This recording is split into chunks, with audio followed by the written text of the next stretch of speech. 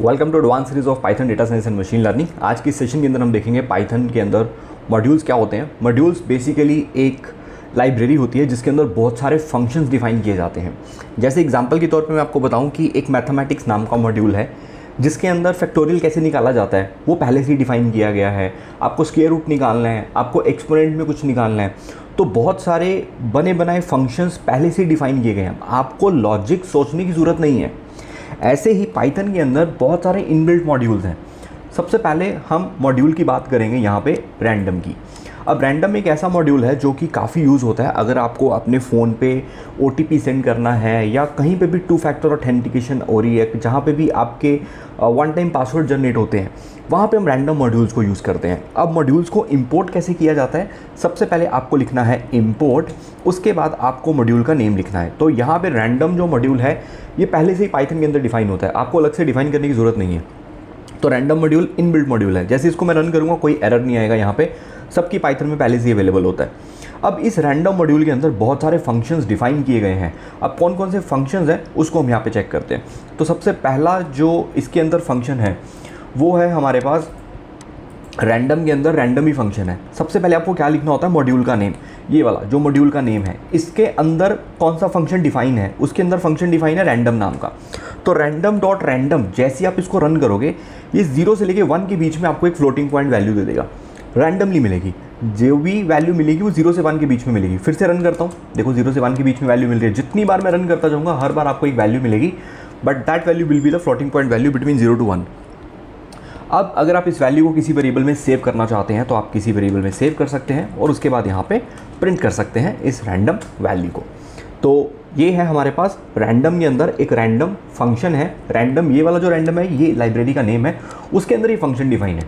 ऐसे इसमें बहुत सारे फंक्शन डिफाइन है। तो मैं यहाँ पे मैं लिखता हूँ रैंडम डॉट, यहाँ पे फंक्शन को कॉल करता हूँ। तो पहला हमने ये देख लिया 0 से लेके 1 के बीच में आपको फ्लोटिंग पॉइंट वैल्यू मिलेगी। नेक्स्ट हमारे पास मॉड्यूल है रैंडम डॉट रैंडम इंटीजर।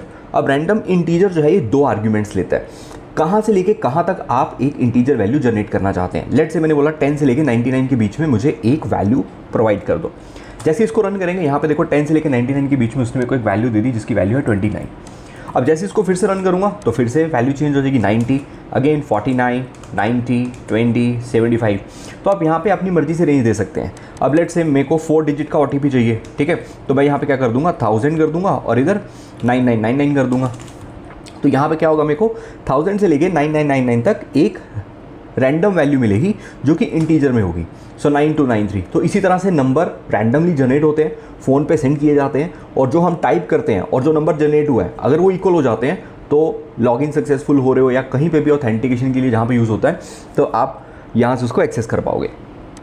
चलिए अगला फंक्शन है हमारे पास रैंडम डॉट रैंडम रेंज। अब रैंडम इंटीजर हटा देंगे, इसकी जगह आ जाएगा रैंडम रेंज।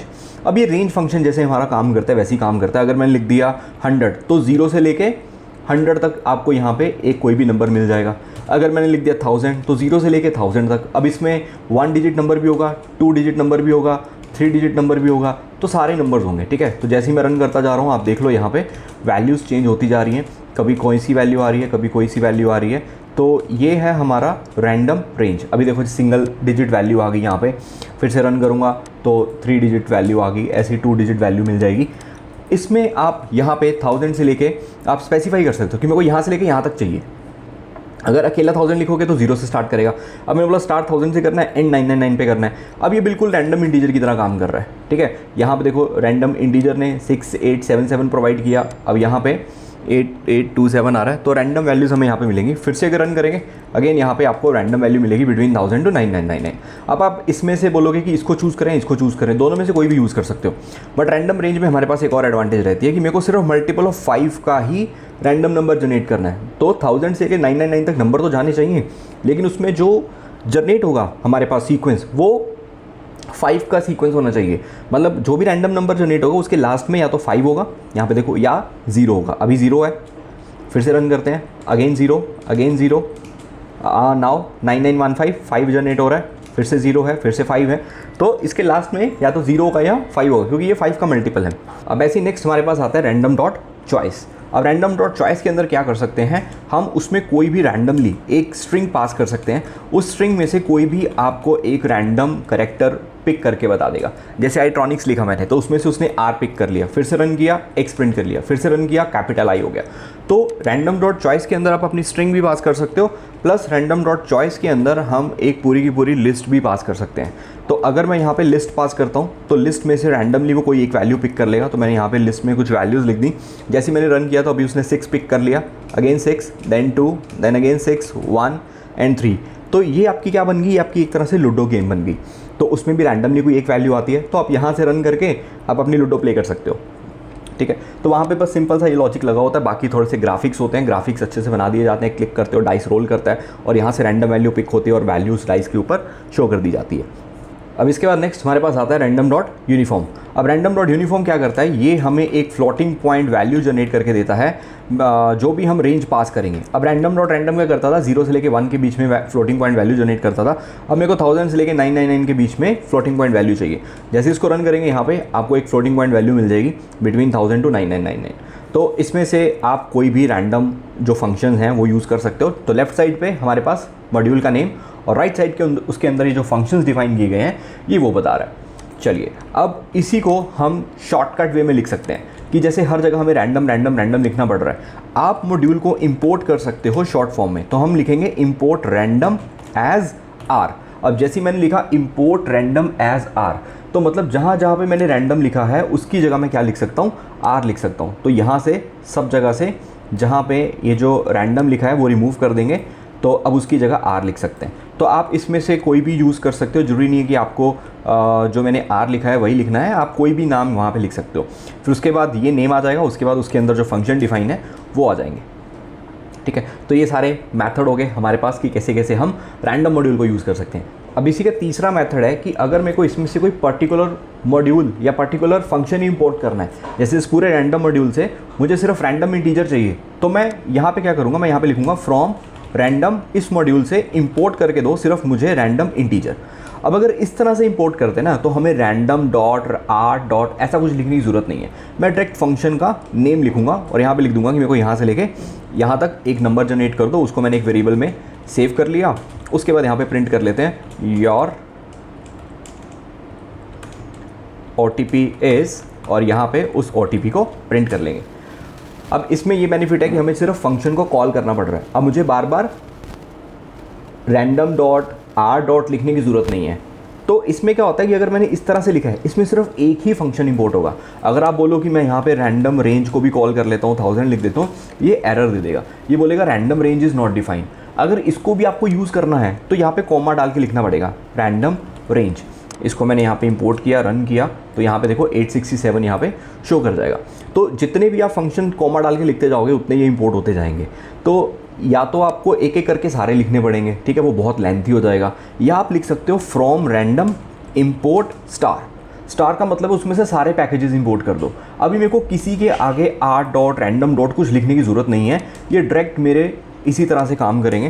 तो यहाँ से इनको मैं इरेज कर देता हूँ। अब डायरेक्ट हम फंक्शन को कॉल कर रहे हैं तो देखोगे आपको सब में आउटपुट मिल जाएगी। तो ये सारे मेथड्स हैं एक मॉड्यूल को इंपोर्ट करने के लिए। ऐसे ही हम अलग अलग मॉड्यूल इंपोर्ट करेंगे, जैसे कि डेटा साइंस के लिए हम नमपाई, पांडास, मैटप्लॉटलिब, सीबोन को यूज़ करेंगे। मशीन लर्निंग के लिए हम साइकिट लर्न को यूज़ करेंगे, और डीप लर्निंग के अंदर हम केरास, टेंसरफ्लो को यूज़ करेंगे। तो ऐसी अलग अलग मॉड्यूल्स हैं हमारे पास जिनको हम यूज़ करेंगे, एंड उसके अलग अलग फंक्शंस होंगे। उस फंक्शंस के ऊपर हम पर्टिकुलर कोई ना कोई टास्क अचीव करेंगे। तो ये हो गया हमारा रैंडम मॉड्यूल। अब नेक्स्ट आता है कि अगर मेरे को खुद का अपना कोई मॉड्यूल बनाना हो, खुद का मॉड्यूल बनाना है तो उसके लिए क्या करेंगे। तो खुद का मॉड्यूल बनाने के लिए आपको क्या करना है, आपको जो भी बेसिकली मॉड्यूल के अंदर क्या होते हैं, मॉड्यूल के अंदर जस्ट हमारे पास फंक्शंस होते हैं। तो आपको क्या करना है, उन फंक्शन को एक पाइथन की फाइल के अंदर आपको सेव कर देना है। अब जैसे कि मैं यहाँ पे एक फ़ंक्शन बना रहा हूँ, जैसे मैंने लिखा डिफाइन, यहाँ पे एडिशन नाम का मैंने एक फ़ंक्शन बना लिया। ये 2 आर्ग्यूमेंट्स ले रहा है और आपको क्या करना है, उन 2 आर्ग्यूमेंट्स का यहाँ पे सम कर देना है। तो यहाँ पे लिख रहा हूँ जो भी एडिशन आएगी दैट इज़ a + b। अभी ऐड नाम का मेरा फंक्शन बन गया। अब इसको टेस्ट भी कर लेते हैं। ऐड को मैंने यहाँ पे टेस्ट कर लेता हूँ, और इसके अंदर मेरे को 2 आर्ग्यूमेंट भी पास करनी है, लेट्स से 10, 20, और यहाँ पे कोमा आएगा डॉट की जगह। तो जैसे ही मैंने इसको रन किया तो यहाँ पे 30 आ रहा है। अब मुझे क्या करना है, इसको यहाँ पे एज अ मॉड्यूल क्रिएट करना है। अब एज अ मॉड्यूल कैसे क्रिएट करेंगे, ये जो कोड है आपको क्या करना है, जैसे मैं बोलूँ कि मेरे को एक मॉड्यूल बनाना है और जिसका नाम मुझे रखना है आईट्रॉनिक्स। अब अगर मैं यहाँ पे लिखता हूँ इम्पोर्ट आईट्रॉनिक्स, अब आईट्रॉनिक्स नाम का ऐसा कोई मॉड्यूल ही नहीं है, यहाँ पे आ जाएगा नॉन मॉड्यूल नेम्ड आईट्रॉनिक्स, उसको पता ही नहीं आईट्रॉनिक्स क्या है, ठीक है, क्योंकि पाइथन के अंदर ऐसा कोई इनबिल्ट मॉड्यूल अवेलेबल ही नहीं है। तो हम क्या करेंगे, हम एक पाइथन की फाइल क्रिएट करेंगे जिसका नाम रखेंगे itronics.py। तो अब मैं यहाँ पे दोबारा चलता हूँ और यहाँ पे एक फ़ाइल क्रिएट करेंगे, न्यू पे जाएंगे, टेक्स्ट डॉक्यूमेंट पे क्लिक करेंगे और यहाँ पे फाइल का नेम दे देंगे itronics.py। तो txt हटा के मैं यहाँ पे .py कर रहा हूँ। तो अभी ये खाली एकदम पाइथन की फाइल है, इसके अंदर अभी कुछ भी प्रेजेंट नहीं है। तो अब जैसे ही इसको मैं यहाँ पे रन करता हूँ तो देखो ये एरर हट गया। मतलब जब भी आप कोई लाइब्रेरी इंपोर्ट करते हो उसका मतलब है कि वो एक पाइथन की फाइल है। अगर मैं इंपोर्ट रैंडम कर रहा हूँ तो मतलब ये है कि random.py नाम की पाइथन के अंदर एक फ़ाइल अवेलेबल है, ठीक है। अब मैं यहाँ पे कह रहा हूँ कि मुझे itronics.add फंक्शन को कॉल करना है, कि itronics के अंदर एक add नाम का फंक्शन है और इसके अंदर अगर मैं लिखूँ 10,20 तो ये मेरे को एडिशन दे दे। अब वो कह रहा है कि module itronics has no attribute add, उसको पता ही नहीं ऐड है क्या, क्योंकि फाइल तो खाली, उसके अंदर कुछ लिखा ही नहीं है। तो हम क्या करेंगे, उसके अंदर ये जो कोड है इसको कॉपी कर लेंगे। अब कॉपी करने के बाद इसको यहाँ पे ओपन करते हैं एडिट विद आइडल के अंदर, एंड यहाँ पे क्या करेंगे, उस कोड को वहाँ पे पेस्ट कर देंगे। अब हमें क्या करना है, उससे मेरे को वैल्यू रिटर्न करवानी है। तो मैं यहाँ पे क्या करता हूँ, विद रिटर्न बनाता हूँ, यहाँ पे लिख देता हूँ रिटर्न a+b, ताकि जब फंक्शन को कॉल करें उसको वेरिएबल में सेव करें तो उस वेरिएबल के अंदर उसकी वैल्यू आ जाए। अब इसको मैं यहाँ पे सेव करता हूँ। तो जब भी itronics के अंदर ऐड फंक्शन को कॉल किया जाएगा तो वहाँ से क्या हो जाएगा कि मुझे ये आउटपुट जो है वो शो कर देगा। तो अभी मुझे क्या करना पड़ेगा, अभी अगर मैं रन करूँगा तो ये एरर दे देगा कि उसके अंदर अभी भी एट्रीब्यूट नहीं है। तो इसके लिए आपको कर्नल रीस्टार्ट करना पड़ेगा। तो जैसे ही कर्नल रीस्टार्ट करेंगे, क्योंकि हम एक बार ऑलरेडी मॉड्यूल इंपोर्ट कर चुके हैं तो दोबारा से उसको इंपोर्ट नहीं कर पा रहा। अब अगर इसको मैं रन करता हूँ तो यहाँ पे देखो आउटपुट हमें क्या मिल रही है, 30। वो रिटर्न स्टेटमेंट से क्या बेनिफिट होगा, उसको एक वेरिएबल में डाल लेंगे। अब आर के अंदर क्या आ जाएगा, 30, ठीक है, आर के अंदर क्या आ जाएगा, 30। तो ऐसे ही इसके अंदर हम मल्टीपल फंक्शंस यहाँ पे क्रिएट करने वाले हैं। तो हम बहुत सारे फंक्शंस यहाँ पे बनाएंगे। तो फंक्शन बेसिकली क्या है, ये itronics क्या है, ये एक मॉड्यूल है। मॉड्यूल मतलब क्या है, एक पाइथन की फाइल है और उस पाइथन की फाइल के अंदर क्या है, एक फंक्शन है। फंक्शन का नाम क्या है, ऐड। तो इसके अंदर जो भी आप वैल्यू पास कर रहे हो आपको सम दे रहे हैं। अब आपको तो नहीं पता पीछे क्या लॉजिक लग रहा है। ऐसे ही मैं फैक्टोरियल का फंक्शन बना दूँ, सम ऑफ डिजिट का बना दूँ, रिवर्स ऑफ डिजिट का बना दूँ, कोई भी फंक्शन यहाँ पे हम क्रिएट कर सकते हैं। अब इसके बाद नेक्स्ट हम चलते हैं कि अगर मुझे डिक्शनरी से टाइप से कोई मॉड्यूल इंपोर्ट करना हो, जैसे कि इसी कोड को मैं यहाँ पे कॉपी कर रहा हूँ और मैं अपनी इस पाइथन की फाइल के अंदर सेव कर देता हूँ।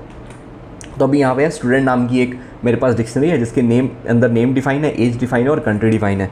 अब यहाँ पे मुझे क्या करना है, अब मैं इंपोर्ट करूँगा itronics को। तो यहाँ पे लिखूँगा इंपोर्ट itronics, उसके बाद मैं क्या लिखूँगा, itronics.student, इस स्टूडेंट के अंदर जो क्या पड़ा है नेम, मुझे वो दे दो। अभी एक बार फिर से कर्नल रीस्टार्ट करते हैं क्योंकि मैंने वैल्यू चेंज की है। रन करेंगे तो यहाँ पे itronics को इंपोर्ट करेगा और उसके अंदर जो नेम अवेलेबल है वो प्रिंट कर देगा, क्योंकि यहाँ पे डिक्शनरी है। सो हम यहाँ पे मॉड्यूल का नेम कुछ भी रख सकते हैं, जो भी हमें चाहिए, बस हमें सेव करना क्या है उसको .py के साथ, ठीक है। अब मैं वापस से यहाँ पे ऐड मॉड्यूल को वापस ले आता हूँ और इसके अंदर कुछ मॉड्यूल और ऐड कर देते हैं, एडिशन, सब्ट्रैक्शन, मल्टीप्लाई, डिवीजन, ये सब कर देते हैं। यहाँ पे लिख देते हैं सब्ट्रैक्शन का मॉड्यूल और यहाँ पे कर देते हैं मल्टीप्लाई, यहाँ पे कर देते हैं डिवीजन और रिटर्न में यहाँ पे डिवीजन का साइन लगा देते हैं, यहाँ पे मल्टीप्लाई का साइन लगा देते हैं, यहाँ पे माइनस का साइन लगा देते हैं। तो एक स्पेस देते हैं ताकि क्लियरली हमें विजिबल हो जाए। चलिए अब एक बार दोबारा से इसको हम रीस्टार्ट करते हैं और रीस्टार्ट करने के बाद इंपोर्ट करता हूँ मैं यहाँ पे itronics को और यहाँ पे प्रिंट करते हैं itronics डॉट ऐड, यहाँ पे लेट से 5,2। तो 5 और 2 को ऐड करेंगे, क्या मिल जाएगा 7। ऐसी सब्ट्रैक्शन, मल्टीप्लाई, डिवीजन। तो अब मेरे पास यहाँ पे सब्ट्रैक्शन भी है और मल्टीप्लाई भी है एंड डिवीजन भी है, चारों चल रहे हैं। अब मैं इसको ऐसे भी इंपोर्ट कर सकता हूँ, इंपोर्ट itronics एज आई, ठीक है। अब जहाँ जहाँ पे मैंने itronics लिखा है इसकी जगह मैं यहाँ पे क्या लिख सकता हूँ, आई लिख सकता हूँ। तो यहाँ पे जस्ट आई लिखते हैं। तो हमने अपने खुद का मॉड्यूल बना लिया, जैसे रैंडम था वो इनबिल्ट था, अब itronics हमने खुद का बना लिया। तीसरा मेथड क्या है, मैं लिख सकता हूँ फ्रॉम itronics इंपोर्ट स्टार। अब मुझे कहीं पे भी आई डॉट और itronics डॉट लिखने की ज़रूरत नहीं है। अब मैं यहाँ पे क्या करूँगा, ये जो आई डॉट है ये हटा देंगे एंड डायरेक्ट हमारे जो फंक्शंस हैं वो काम कर जाएंगे। ठीक है, तो बिल्ट इन मॉड्यूल हमने ऑलरेडी देख चुके हैं कि पाइथन के अंदर हमारे पास बहुत सारे इनबिल्ट मॉड्यूल हैं। जैसे कि हमने एक रैंडम को भी देखा, ऐसे ही हमारे पास एक और मॉड्यूल होता है प्लेटफॉर्म। तो प्लेटफॉर्म के अंदर आप लिखोगे प्लेटफॉर्म डॉट सिस्टम, ये आपके ऑपरेटिंग सिस्टम के बारे में बता देगा। जैसे मैं विंडोज़ ऑपरेटिंग सिस्टम यूज़ कर रहा हूँ तो यहाँ पे विंडोज़ बता देगा, अगर आप लिनक्स यूज़ कर रहे हो तो लिनक्स बता देगा, अगर आप मैक यूज़ कर रहे हो तो मैक बता देगा। अब ऐसे ही हमें एक दो फंक्शन बनाने हैं जिसमें फैक्टोरियल कैलकुलेट करेंगे और सम ऑफ डिजिट कैलकुलेट करेंगे। तो मैं एक फंक्शन डिफाइन करूँगा, डिफाइन फैक्ट, यहाँ पे लिख देंगे n और इसको भी हम उसी फाइल के अंदर डाल देंगे। So f equal to 1, for loop लगाते हैं फॉर i इन रेंज 1 से लेके n+1 तक, और f equal to f into I कर देंगे। ये लूप्स के अंदर इसके सारे लॉजिक्स मैं आपको बता चुका हूँ कैसे ये वर्क करते हैं, तो आप वो वाली वीडियो को दोबारा चेक कर सकते हैं। एंड सिमिलरली एक और फंक्शन बनाते हैं यहाँ पे, define sum of digit. Sum of digit अगर मैंने 1 2 3 लिखा है तो 1 + 2 + 3 मुझे 6 मिलना चाहिए। एंड इनिशियल वैल्यू हम मॉडुलस को यहाँ पे 0 से डिफाइन कर देते हैं। एंड जब तक नंबर हमारा 0 नहीं हो जाता तब तक हम क्या करेंगे, रिमाइंडर कैलकुलेट करेंगे, नंबर को नंबर से ही डिवाइड करते जाएंगे और जितने भी रिमाइंडर आएंगे उनको सभी को हम ऐड कर लेंगे mod नाम के वेरिएबल के अंदर, और यहाँ पे इसको भी क्या कर देंगे, रिटर्न कर देंगे। ऐसे ही एक और फंक्शन बना लेते हैं, let's say reverse of digit. तो रिवर्स ऑफ डिजिट के अंदर भी सेम लॉजिक आएगा, जस्ट मुझे मल्टीप्लाई बाय 10 करना है। तो यहाँ पे 3 फंक्शंस मैंने यहाँ पे डिफाइन कर लिए हैं। अब ये तीनों मेरे अलग अलग भी चलेंगे, यहाँ पे चेक कर लेते हैं। फैक्टोरियल के अंदर मैं यहाँ पे 5 लिख देता हूँ, तो फैक्टोरियल मेरा काम कर रहा है। उसके बाद सम ऑफ डिजिट के अंदर 1 2 3 लिख देता हूँ, 6 आ रहा है। उसके बाद रिवर्स ऑफ डिजिट के अंदर 1 2 3 लिखूँगा तो 3 2 1 आना चाहिए। ठीक है, ये चारों मेरे काम कर रहे हैं। अब तीनों को कॉपी करेंगे एंड यहाँ पे पेस्ट कर देंगे। ठीक है, अब इसके अंदर मैंने 3 फंक्शन और डिफाइन कर दिए। अब इन तीनों को मेरे को यूज़ करना है तो मैं और फिर से यूज़ कर सकता हूँ।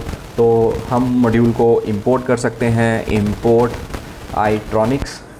ठीक है, उसके बाद एज आई, उसके बाद मैं यहाँ पे प्रिंट कर सकता हूँ आई डॉट फैक्ट, उसके बाद प्रिंट कर देते हैं i dot sum of digit, उसके बाद प्रिंट कर देते हैं i dot reverse of digit. तो अब इसको यहाँ पे एक बार रीस्टार्ट करेंगे क्योंकि हमने कुछ फंक्शंस ऐड किए हैं, तो दोबारा से इंपोर्ट करेंगे। अब यहाँ पे मेरे को मिल गया। अब इसी चीज़ को अगर मेरे को कोई पर्टिकुलर मॉड्यूल ही चाहिए, फिर मैं लिखूँगा फ्रॉम आईट्रॉनिक्स इंपोर्ट फैक्ट। अब अगर मेरे को फैक्टोरियल चाहिए तो मैं फैक्ट के अंदर जो भी नंबर लिखूँगा वो मेरे को फैक्टोरियल मिल जाएगा। अगर सभी मॉड्यूल चाहिए, फ्रॉम आईट्रॉनिक्स इंपोर्ट स्टार।